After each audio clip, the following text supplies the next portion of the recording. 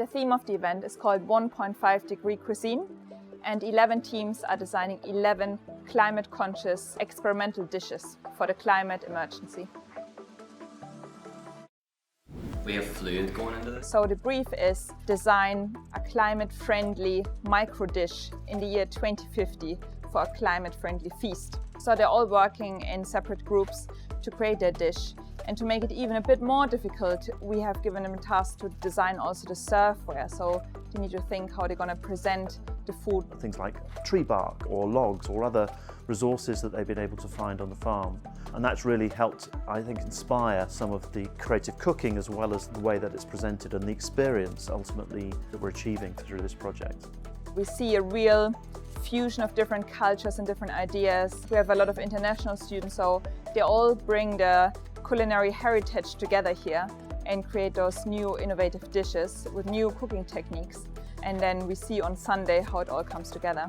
So we started the weekend with a visit to an organic farm, which is not far from here, Sandy Lane Farm, on understanding about sustainable farming. We want to show them actually how do we feed people, how do things grow. Everything takes time, everything is a lot of work. We want to make sure they understand the roots of where our food comes from. Everyone they talk to, the farmers, how do they work, how do they grow, how long does it take to grow a carrot? And it's really important they understand the full cycle of the food industry before they design. So we gave each team a particular vegetable to work with. So some teams have been working with calvadanero, which is a type of kale. Others have been working with butternut squash. Others have been working with things like seaweed, etc. So they had a single ingredient really to base their dish around. That was a challenge really to see what they could do and be creative within that ingredient. It's definitely encouraged me to be more resourceful and creative, so I quite like the idea that everyone has different materials and you've got to work with what you've got. You can't like Amazon deliver something in for tomorrow.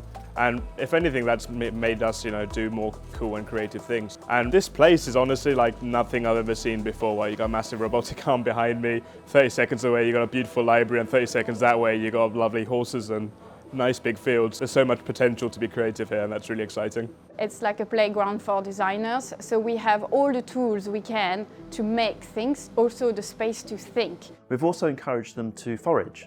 So they are in a natural environment with a lot of land around them. They actually can forage their own food, and we have specialist chefs that know which food is good. So we can bring future designers with their futuristic ideas with experts in the field in feeding people. I am here as a guest chef or guest food designer. I'm here to help steer them in the right direction, maybe what they're doing, give them advice on cooking and presentation. I've also brought seaweed with me from the coast, from Margate, for them to use, and they've taken that on board. I think pretty much every team has got some element of seaweed in their menu. I've never sort of just played with food and see what we can make with it. To me, it's like I come from manufacturing, so it's very similar to sort of manufacturing is how you cook. And yeah, just playing with that for like a couple of days is amazing. It's really interesting to be exploring something that's in 2050 and that is climate conscious, especially with the ingredients that we've got, with like a heavy emphasis on things like seaweed. It's just so exciting to be able to experiment. Cooking with new ingredients entirely, so it's just a completely new experience. The fact that you're working with food, you have so many different senses and like feelings that need to go in terms of like texture, even in terms of defining the color of the food, even in terms of the crunch and the sound of the food when you eat it. All of these things make so much difference. So just exploring what all of these things are going to be in 2050, yeah, like a really good imaginary and explorative exercise.